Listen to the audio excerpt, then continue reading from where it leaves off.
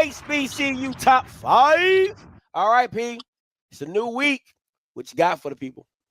Hey, man, my new week, I'm going to start off my top 5 going into week 2. Week 1 was interesting, wasn't it? And number 5 coming in, Howard Bison. They were able to get past Florida A&M down at the Orange Blossom Classic against Florida A&M.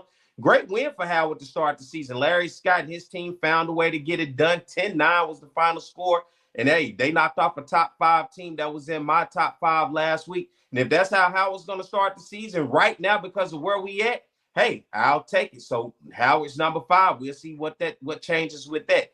Number 4, Prairie View was already kind of on the cusp last week. They were on the outside looking in, but I think Tremaine Jackson and what he showed me against Texas Southern Labor Day Classic over there in Houston, he showed, hey, the game on it ain't over until the clock hits 0. And Prairie View showed it. They got a victory against Texas Southern, who had beat them last year. And for me, not quitting in that game when they could have quit a couple times, found a way to win. They're 1-0 in the season. And right now, going into week 2, hey, that's what matters. Winning games, and they've won a game. They're number 4. Number 3, North Carolina Central. Of course, they started the season off 31-14 against Southern over in Atlanta with a victory. And then they got humbled last week against FCS New Hampshire. Was not a good showing for them, but I still think Trey Oliver has a team. They're 1-1 right now in the season. I think they'll bounce back, but it won't be this weekend. But I think down the line, they'll bounce back. So they're number 3 right now in my top 5. Number 2, Chennis Berry.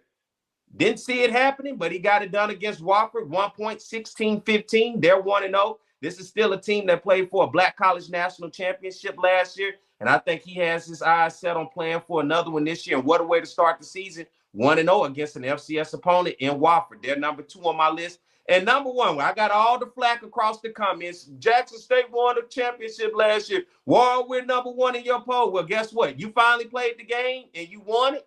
You're number 1 in my poll, and Jackson State is in the top 25 in the FCS. They moved up this week, and guess what? Getting it done against the CAA opponent in Hampton.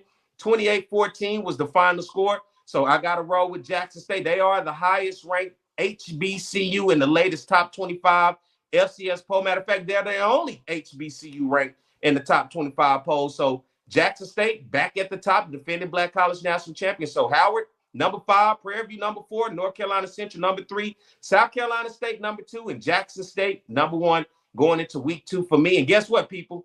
It's going to change. Don't get your panties in the wire right now. There's plenty of football to go. Things are going to change. Who you see today, you may not see next week. So just hold your horses. It always works itself out.